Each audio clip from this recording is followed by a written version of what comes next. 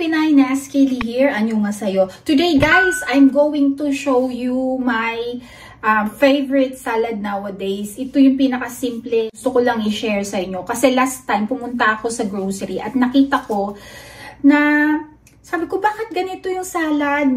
Nowadays, yung mga fresh toast salad ay napakadali lang naman gawin. At saka nakikita nyo naman sa mga grocery na napakamahal ng mga bilihin. So, this is one of my idea. Ginaya ko lang din siya. At saka, nagda-diet tayo at iniiwasan natin yung pagra-rice. Actually, evening lang ako nag-rice and very little lang ako mag-rice. And more on sides at mga gulay lang yung kinakain ko. So, I hope this gives you idea. Dito sa Korea, yung mga tao ay mahilig sa gulay. More on gulay talaga sila and protein. Mga greeny leafy vegetable ay talagang nagbibigay sa'yo ng lakas. And at the same time, long life. Nakikita nyo naman, second ang Korea sa longer life. Hanggang 90 to 100 sila. May maraming centenarios dito at saka mga 90s, 80s na malalakas pa. So, I hope na, lalo na sa atin sa Pilipinas, maraming sakit at saka ang baba ng mortality rate sa atin, 50 to 20 pa lang pababa dahil sa mga kinakain natin. So, I hope it gives you idea of how I make my meal. Actually, this one busog at saka talagang pang diet siya. I hope you like it. Please give it a thumbs like. Guys, this is the ingredients that we're going to make or need. This is the sweet corn. Okay, this is the lettuce or the cabbage. And lettuce is for salad. And then we have radish. Okay, and then this piece of carrots. And then egg. And then cheese.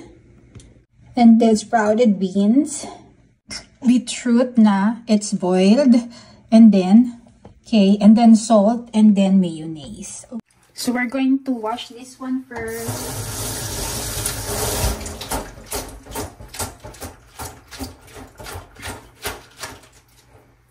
So ayan siya guys. We're going to cut this like this. Hindi po natin uubusin to. Mag-slice lang tayo ng para sa ating salad.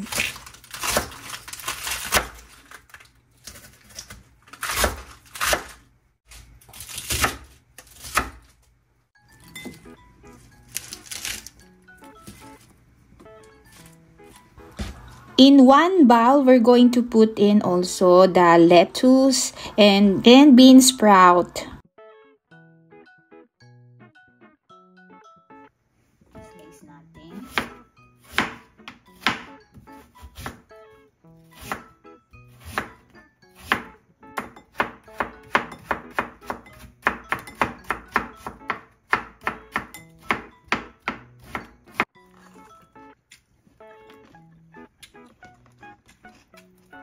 To tell you the truth guys, ang daming health benefits na makukuha nyo sa bean sprout, radish, carrots, corn, and the lettuce.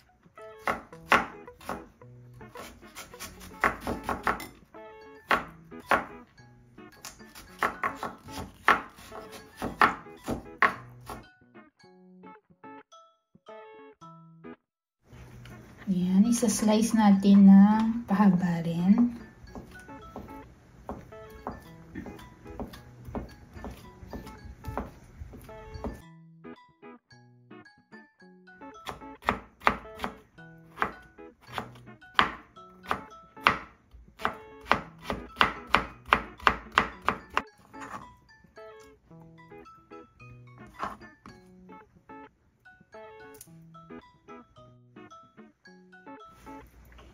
So, ayan guys, we're going to put in the egg. Not perfect yung egg natin, and then I slice it already. Yan. So, this is my salad guys, homemade.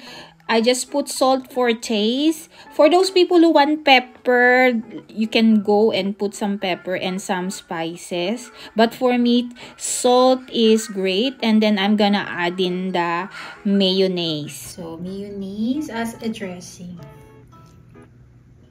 So, makikita nyo yan guys sa mga Home Plus, sa mga E-Mart. Naka-display yan siya. Tapos, iba-iba yung topping. Merong tuna, meron din yung ano lang. Ayan guys, ito na yung ating salad. Kala nyo lang marami ito, pero konti lang siya. Ilang peraso lang na radish yung nilagay natin. So, this is complete meal na guys for me. So then, if you have pepper, mas masarap din. But for me, I don't have pepper. But you see this one in the supermarket, napakamahal po nito. At saka, iba-iba yung toppings or yung meat. Merong breast chicken yung nilalagay as a meat. For me, I don't have breast chicken. So, I'm gonna just put egg. So, ayan, baka akala nyo hindi ko kinakain. Meron kami nito, usually ginagawan ko yung asawa ko ng ganito every evening time kasi lagi siyang nagugutom. So, yan, kasama namin sa pagkain namin. Beetroot na ito, sale lang ito at saka talagang nilaga ko lang siya. But, if you have a chance, merong fresh na ginagawa ito. Ayan o. Anti-cancer to guys. Baka sabihin nyo hindi ko kinain yung ginawa ko. Yan. Tapos yung lettuce na pang salad, yun, maganda talaga yun. Hindi na nga lang siya yung pula. At saka ito. Yan, so let's eat.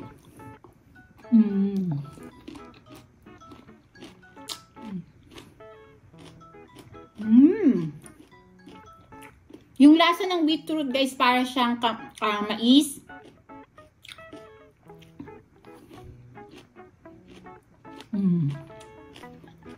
Sa mga ganitong kulay guys, anti-cancer to.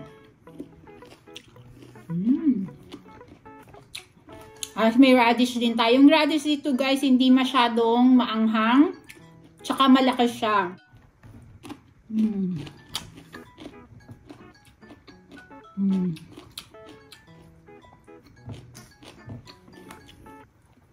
So, dito sa Korea guys, maraming klase ng pagkain. Hindi lang yung staple food na rice. Kasi maraming supplement or kapalitan ng rice, mga gulay, mga noodles, at saka mga starch. So, natin palagi na pag hindi ako nakakain ng kanin or kaya wala akong bigas, o diba hindi na ako kakain. Instead, pwede tayong gumawa ng noodles, ng mga kung ano, para kumain.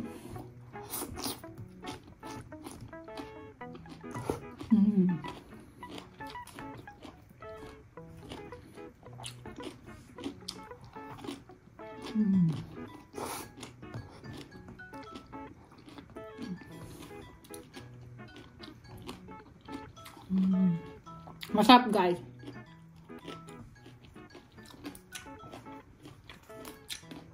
Ito yung ano, yung lettuce.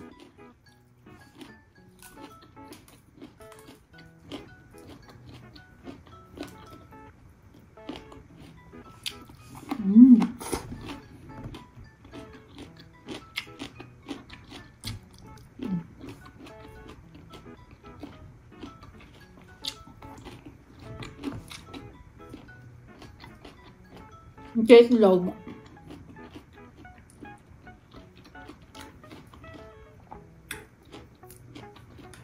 Itlog.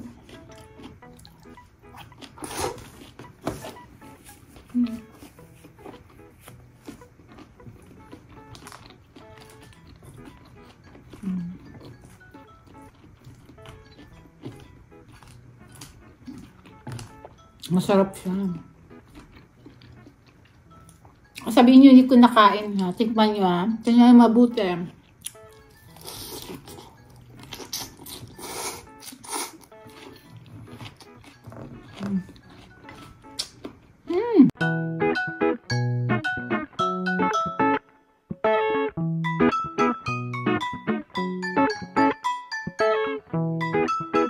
Light lang siya. Na salad, guys.